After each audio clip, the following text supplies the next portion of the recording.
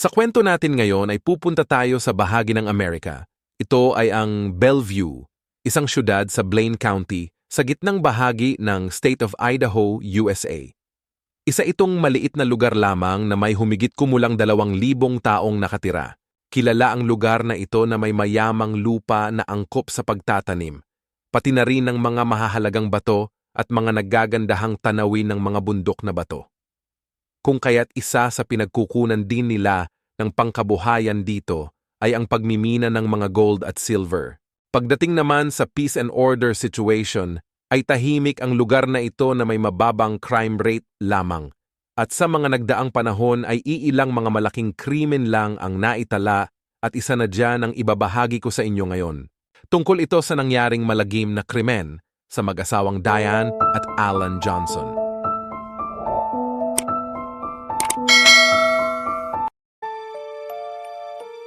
Sino ba ang may gawa nito sa mag-asawa? Taong may galit ba sa kanila o isang kaso ng pagnanakaw na nauwi sa pagpatay? Ating tuklasin ang di kapani-paniwalang twist sa pangyayaring ito.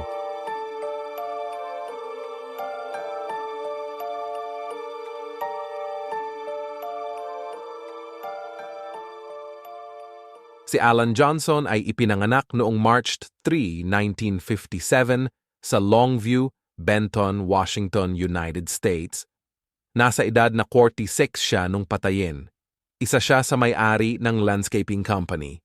Hilig niya ang paglalaro ng trap shooting na karaniwang libangan sa kanilang lugar at katunayan ay isa siya sa mga pangunahing manlalaro nito sa Southern Idaho. Madalas siyang makikita sa mga laro at aktibidad ng kanilang pamilya o kasama ang kanyang aso na si Sage sa pangangaso ng mga pato at gansa. Kilala siya sa komunidad sa kanyang sipag, pagtutok sa mga detalye at pagiging mapagbigay sa kapwa. Si Diane naman o Diana Marie Johnson sa buong pangalan ay ipinanganak noong November 30, 1950 sa Boise, Ada County, Idaho, USA. Nasa edad na 52 siya nung patayin. Sa matagal na panahon ay nagtrabaho siya sa Haley Medical Clinic bago naging tax collector. Hilig niya ang pagluluto at kilala rin siya bilang isang mabuting tao sa kanilang komunidad. Siya ay may dating karelasyon ngunit nauwi sa hiwalayan. Nagbunga ang unang relasyon nito at ito ay si Matt na ipinanganak noong 1981. Noong April 23, 1983 ay ikinasal si Alan at Diane. Tumira sila sa isang magandang bahay sa Bellevue, South Idaho, kasama ang unang anak ni Diane na si Matt. Itinuring ni Alan si Matt na tunay na anak at naging mapagmahal siyang ama. Noong January 25, 1987 naman ay dumating sa buhay nila ang anak na si Sarah Marie. Naging masaya ang kanilang pamilya na ibibigay nilang mag-asawa ang pangangailangan ng kanilang mga anak. Lumaki ang mga bata ng may maalwan na pamumuhay, may sariling kotse at iba pang mga material na bagay. Hanggang sa nagdalaga at binata na ang magkapatid na pansamantalang nagkahiwalay. Dahil si Matt ay pinag-aaral ng kolehiyo sa Idaho University, Moscow, Idaho, na may layong halos 5 oras na biyahe mula sa Bellevue. Samantalang si Sarah naman ay nasa 16 years old na. Nung panahong yon ay nag-aaral sa Wood River High School at member ng volleyball team. Ngunit ang masayang buhay nila ay nagwakas noong alas 6:20 ng umaga ng September 2, 2003. Habang natutulog sa kanyang kwarto si Diane ay binaril ito sa kanyang ulo. Gayon din ang asawang si Alan, na noon ay nakatapis pa ng tuwalya ng natagpuan din malapit sa kama at may tama din ng baril sa kanyang dibdib na naging sanhi ng kanilang agarang kamatayan. Dahil sa unang putok ay narinig ito ng anak na si Sarah, habang siya ay nasa loob ng kanyang kwarto nung mga oras na yon. Agad siyang pumunta sa kwarto sa kanyang ina. Ngunit hindi pa siya nakakarating ay umalingaw-ngaw na naman ang pangalawang putok, kung kaya't agad siyang dumiretso sa kanyang kapitbahay upang humingi ng tulong. Dahil sa paghingi ng tulong ni Sarah, ay agad na tumawag sa 911 ang kanyang kapitbahay. Dumating din agad ang mga pulis. Naabutan nila ang kawawang sitwasyon ng mag-asawa. Halos wasak ang ulo ni Diane dahil sa lakas ng balang tumama rito habang siya ay nakakumot pa. Napansin din nilang may talsik ng dugo sa pader at kisame malapit sa ulo ni Diane. Samantalang duguan din at wala ng buhay si Alan na nooy nakadapa pa sa sahig sa tabi ng kama na may palatandaang galing sa banyo na nasa loob ng kwarto ng mag-asawa. Unang inakala ng mga ito na isang posibleng kaso ng murder-suicide ang nangyari. Ngunit habang sinusuri nila ang crime scene, ay nagbago ang hinala nila. Dito ay narinig nila ang tunog ng tubig na umaagos mula sa banyo. Nakita din nila ang bukas na shower na may nakabarang shower cap pa. Nang kanilang patayin ang shower ay napansin nila ang talsik ng dugo at maliit na butas sa pader. Sa paghahanap pa nila sa ibang clue sa bahay, ay natagpuan nila sa sahig sa may paanan ng kama ni Diane ang isang caliber .264 Winchester rifle, isang high-powered hunting firearm na siyang pinaniniwala ang ginamit sa krimen. May 2 kutsilyo rin ang natagpuan sa may kusina at sa may kama ni Matt. Dahil dito ay lalo pang napaisip ang mga investigador. Niwalang palatandaan na ang bahay ay puwersahang pinasok o may bahaging sinira para makapasok ang mga salarin. Sa makatuwid ay wala namang nakikitang senyales ng robbery o tangkang pagnanakaw, bagamat batid na ang pamilya Johnson ay hindi madalas mag-lock ng kanilang bahay. Bagay na alam din ng kanilang mga kaanak.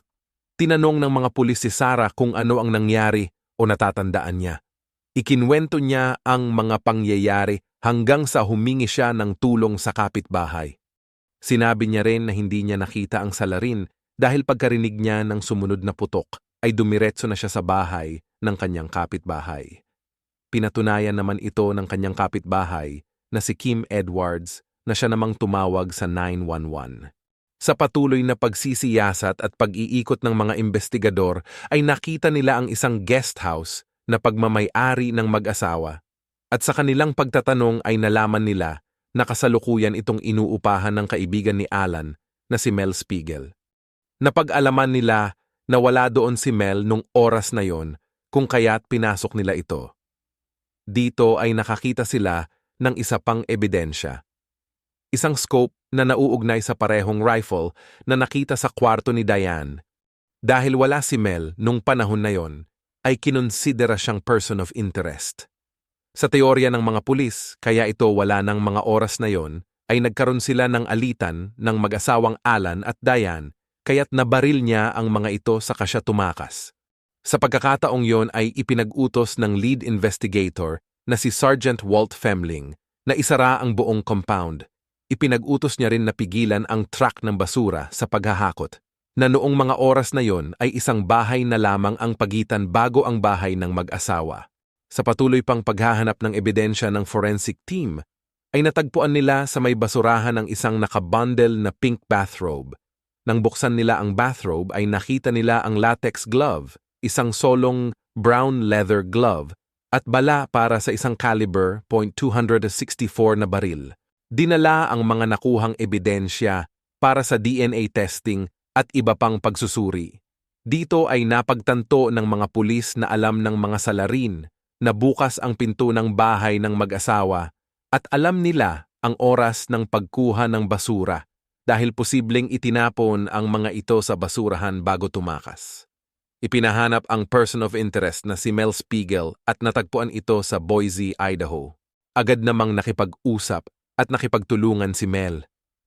Tinanong siya kung nasan nung oras na paslangin ang mag-asawa at sinabi nitong umuwi muna siya sa kanyang pamilya para makasama ang mga ito sa weekend. Nung i-validate ng mga pulis ang kanyang alibay, ay pinatunayan naman ito ng kanyang pamilya. Nung tanungin siya ng tungkol sa relasyon niya sa mag-asawa, ay sinabi nitong nagre-rent siya sa kanilang guest house ilang taon na. Sinabi pa nitong maayos ang pakitungo nila sa isa't isa. Tinanong din siya tungkol sa rifle na nakita sa crime scene at inamin niyang kanya ngayon. Pero nung umalis siya ay nilock niya raw umano ito sa kanyang closet. Dahil alam ng mga pulis na nagsasabi ng totoo si Mel, ay nagtanong sila kung sino ang posibleng may galit sa mag-asawa para gawin sa kanila ang krimen. Dito ay kinwento niya na nabanggit di umano ng mag-asawa na nagwo-worry sila para sa anak nilang si Sarah. Dahil nalaman ng mga ito na nakikipag-date si Sarah sa isang 19 years old na si Bruno Santos. Who he thought we should be looking at. And he's the one that told me about Bruno Santos. Sa narinig ni Mel, si Bruno Di Umano ay taga-Mexico, isang school dropout at ilegal na naninirahan sa bansa nila at nagbebenta ng ilegal na droga para mabuhay. Si Mel din ang nagsabi sa mga investigador na tingnan ang posibleng kinalaman ni Bruno, pero ayon sa mga pulis ay tila malayo ang anggulong ito. Ngunit hinikayat sila ni Mel na magtanong sa iba pang miyembro ng pamilya ni Alan at Diane. Sinunod nila ang payong ito at nakabuo sila ng larawan ng pamilya Johnson. Natuklasan nila ang namumuong tensyon sa pamilya, ilang buwan na ang nakararaan. Kaya't bumalik sa Bellevue ang mga pulis para muling magtanong-tanong sa mga kapamilya ng mga biktima. Nung mga panahon na yon ay nakabalik na si Matt mula sa university. Gayon din ang kapatid ni Diane na si Linda at asawa nitong si Jim Faav. Inilahad ni Matt at ng mag-asawa na normal at masaya ang magpamilya at nagsimula lamang magkatensyon nung nakilala ni Sarah si Bruno. Nalaman ni Alan ang kanilang relasyon. Ang patuloy na pakikipag-date ni Sarah kay Bruno ang siyang naging pangunahing issue na lumala pa ng ilang buwan. Sa kabila ng pagbabawal ng mag-asawa kay Sarah na huwag makipagkita kay Bruno, ay tila naging mala Romeo at Juliet pa ang dalawa. Patuloy silang nagkikita ng palihim. Tinanong ni Linda si Diane kung nagmamahalan ang dalawa at sinabi nitong oo. Kaya naman sabi ni Linda ay talagang di mapipigilan ang dalawa at patuloy pa ring magkikita. Si Jim naman ay may ikinwento sa mga investigador na maaring naging motibo ni Bruno para patayin ang mag-asawang Alan at Diane. Sinabi nito na ilang araw bago ang krimen ay nahuli ni Alan na nagsinungaling si Sarah. Nagpaalam daw ito na matutulog sa bahay ng kanyang kaibigan, ngunit nalaman ni Alan na wala dun si Sarah at kasama si Bruno. Tumawag si Alan kay Jim para magpasama. Pinuntahan nila ang tirahan ni Bruno at naabutan din nila si Sarah doon. Galit na galit di umano si Alan na kinumpronta si Bruno. Si Sarah naman ay halos hindi makatingin kay Jim dahil siguro sa hiya sa kanyang uncle. Binalaan din si Bruno na ipapadeport siya nito dahil sa pang-aabuso sa menor de edad na si Sarah. Dahil sa grave offense ang pang-aabuso at sa takot ni Bruno na ma-deport, kaya't maaring yun ang naging posibleng dahilan niya para paslangin ang mag-asawa. Kaagad na ipinatawag si Bruno para sa isang interrogation. Naging matigas at arogante sa pagsagot si Bruno. Inamin niya rin na nag-propose siya kay Sarah para patunayan na mahal niya ito at nag-oo naman si Sarah. Sinabi niyang hindi siya gagawa ng isang bagay na maaring ikasama ng relasyon nilang dalawa. Nung tinanong siya ng mga pulis kung saan siya nung oras na patayin ang mag-asawa, ay sinabi nitong nasa bahay siya at natutulog. Sinabi pa nito sa mga pulis na tawagan ang kanyang nanay para kumpirmahin to. Bagay naman na pinatunayan ng kanyang nanay. Pero alam ng mga pulis na hindi pa rin ito sapat na alibay. Samantala, dahil active crime scene pa rin ang bahay ng mga Johnson, ay itinuring nilang place of interest ang kwarto ni Sarah. Dito ay may nakita silang dugo at kapirasong buto ng bungo. Natagpuan din sa kwarto ni Sarah ang isang brown leather glove. Kapareho ng nakita sa basurahan gayon din ang susi at 2 live ammunition ng caliber .264. Bagay naman na ipinagtaka ng mga pulis kung bakit nagkaroon sa kwarto nito. Lalo pang tumibay ang hinala ng mga pulis na maaring si Bruno nga ang gumawa at pumasok ito sa kwarto ni Sarah para magpatulong na itago ang mga ebidensya. Dahil dito naglabas ng search warrant para sa bahay ni Bruno. Kinuha lahat ng suot niya pati sapatos para isailalim sa examination. Kinunan din siya ng fingerprints at pagkatapos ay dinala siya sa ospital para kuhaan ng DNA samples. Ngunit lahat ng isinagawang examination ay nagnegatibo.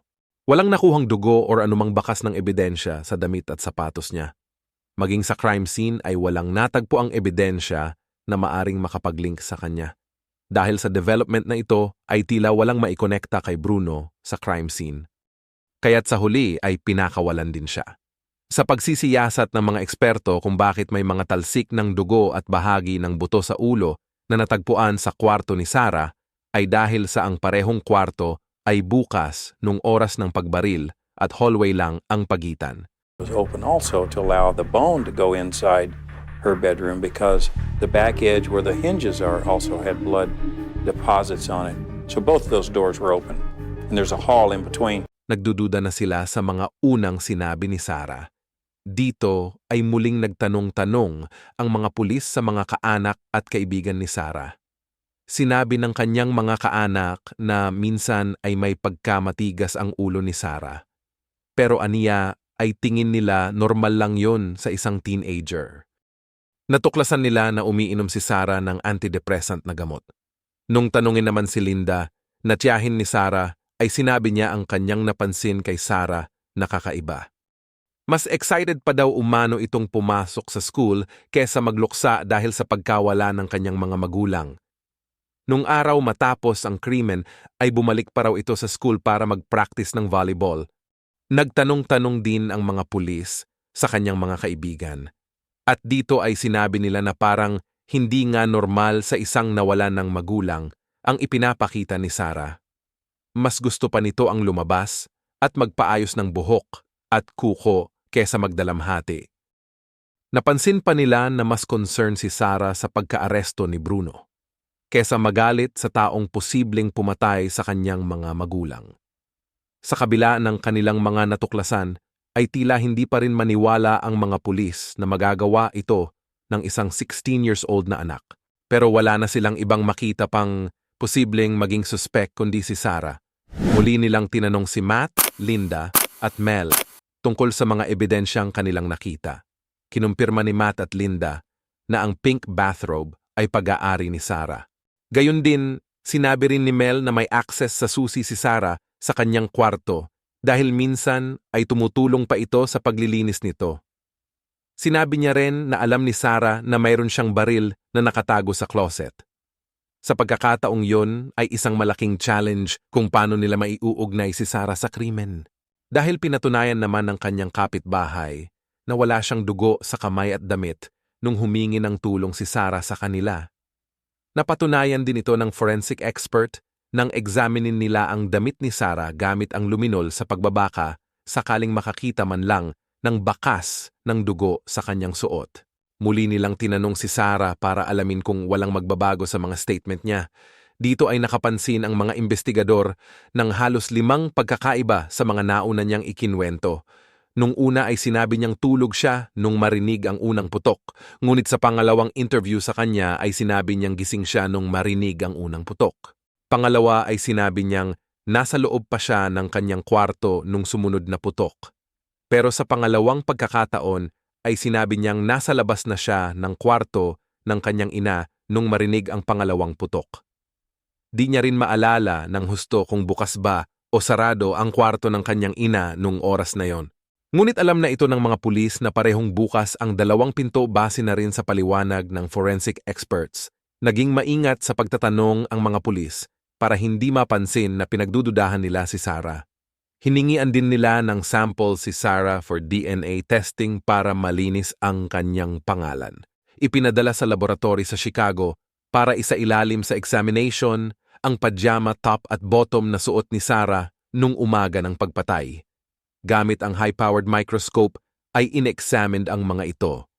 Walang nakitang bakas ng dugo sa harap ng robe, pero sa likod ng garment ay makikita ang mga maliliit na high-velocity blood spatter na kung titingnan ay layer by layer na mas maliliit pa sa tuldok ng lapis.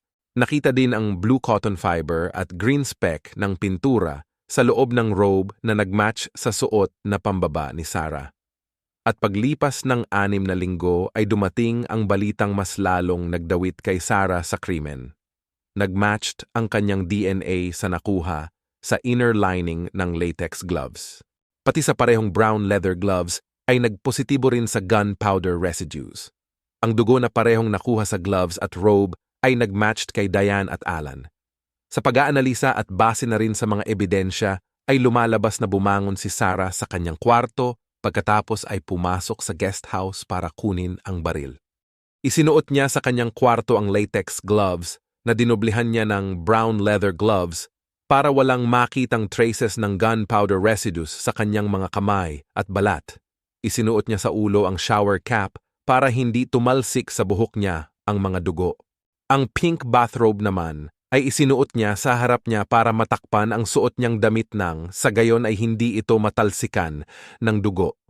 Dito ay itinaon niya na nasa banyo na ang kanyang ama at mag-isa na lang ang kanyang ina sa kwarto sa kanya ito binaril.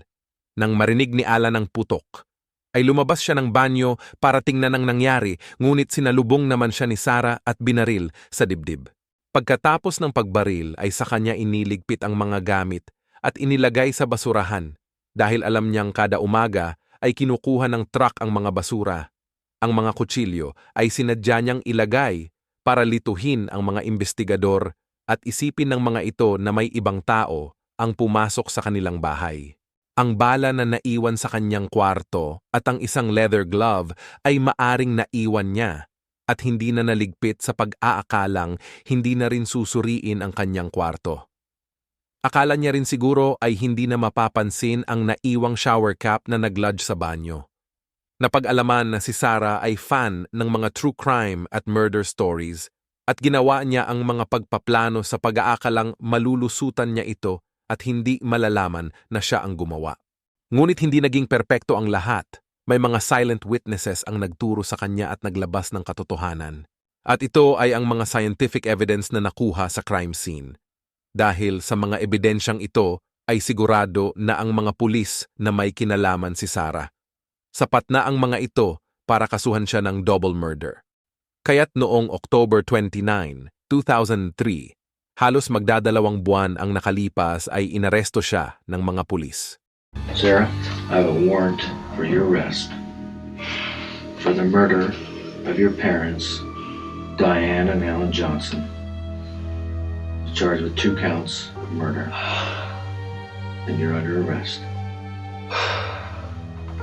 Okay? Stand up. Ang balitang ito ay naging mainit na usapan sa mga media. Ikinulong siya sa Blaine County Jail. Pagdating niya sa bilangguan ay bininyagan siya ng kanyang mga jailmates sa palayaw na Pequeña Asesina na ang ibig sabihin ay Little Killer, bagay na tinawanan lang niya di umano. Sa prosecution ay iginiit ng fiskal na si Sarah ay motivated at may kakayahang pumatay. Kaya't walang inirekomendang piyansa para sa kanyang kaso. Naging masakit para sa pamilya nila ang pagkawala ni Alan at Diane, ngunit lalong nadagdagan ang sakit ng malaman nila kung sino ang gumawa nito sa kanila. Pagkatapos ng 2 taon habang si Sarah ay nasa 18 years old na, ay ipinagpatuloy ang trial. Naghain siya ng not guilty plea at itinanggi ang krimen. Ipinagtanggol siya ng kanyang mga abogado at iginiit na inosente. Na ang pumatay sa kanyang mga magulang ay isang intruder. Pinunto rin nila ang kanilang depensa na no blood, no guilt dahil walang direktang dugo o gunpowder na residues na nakuha sa kanyang katawan. Maging sa na-recover na baril ay hindi nag-matched sa kanya o kay Mel ang nakuhang fingerprints. Ngunit sinabi ni Mel na maaring yon ay fingerprints ng kanyang kaibigan na tumulong sa kanya nung naglipat siya ng mga gamit sa guest house. Pero hindi ito gaanong pinakinggan ng mga judges. Dahil supported by evidence ang prosecution, ay maayos nilang naipaliwanag ang lahat base sa mga pangyayari at mga nakitang ebidensya. Lalo pang nagdiin kay Sarah ang naging testimony ni Bruno Santos, hindi lang para malinis ang kanyang pangalan, pero nagbigay din siya ng iba pang mga patunay. Isinalaysay niya na nagkasundo na silang dalawa ni Sarah na magpapakasal at magsasama ng sila lang sa isang malaking bahay dahil may makukuha naman siyang insurance mula sa kanyang mga magulang. Dahil nga tutol sa kanila si Alan at Diane, ay sinabi umano ni Sarah na gusto niyang barilin ang kanyang ama dahil sa galit niya rito. Dito ay lalo pang nakumbinse ang judges na si Sarah ang gumawa ng krimen. Kaya noong March 16, 2005, ay napatunayang guilty si Sarah. Nahatulan siya ng 2 habambuhay na pagkabilanggo na walang inirekomendang parol at may karagdagang 15 years para sa paggamit ng baril. Habang nasa kulungan siya, ay tila walang pagsisisi si Sarah at patuloy pa ring iginiit na inosente siya. Umapela siya sa naging desisyon ng korte at sinabing hindi siya na ipagtanggol ng maayos ng kanyang unang naging abogado, pero dinini ng korte ang kanyang apela. Samantala, pakinggan natin ang mga naging madamdaming pahayag ng kanyang kapatid na si Matt at ng kanyang lola pagkatapos na siya ay mahatulan. Mom and Dad treated you like a princess. I don't know why you threw it away. Of all the things I miss their hugs. Their bear hugs. And Judge, I would like to see the maximum because after tomorrow and you read your sentencing, I don't want to ever have to hear about her or this event ever again. We have been devastated, absolutely devastated by the deaths of your dad and mom. And the devastation was even worse when we had to come to the realization of who did it. Sa ngayon, si Sarah ay nasa 37 years old na at patuloy na ginugugol sa kulungan ang kanyang sentensya. At sana ay naihingi niya na ng kapatawaran sa Diyos ang kanyang nagawa. Nagustuhan mo ba ang ating kwento, kaibigan? Sabi ng kasabihan, pag-ibig pag pumasok sa puso ni Numan, hahamakin lahat masunod ka lamang. Ngunit tila sumobra at hindi na matatawag na dahil sa pag-ibig ang ginawang karumal-dumal ng isang 16 years old na anak sa kanyang mga magulang. Mahirap paniwalaan na ang taong iniluwal mo sa mundo at binigyan ng magandang buhay ang siyang tatapos sa iyo. Marahil, ang kanyang pagiging mapusok bilang kabataan ang nagdala sa kanyang kinahantungan. Mas pinili niya ang manirahan sa isang kwadrado at maliit na kwartong hinaharangan ng rehas na bakal. Kaysa magandang buhay at bahay na kanya sanang tinatama sa ngayon kasama si Papa Bruno. Hanggang sa sunod nating kwento,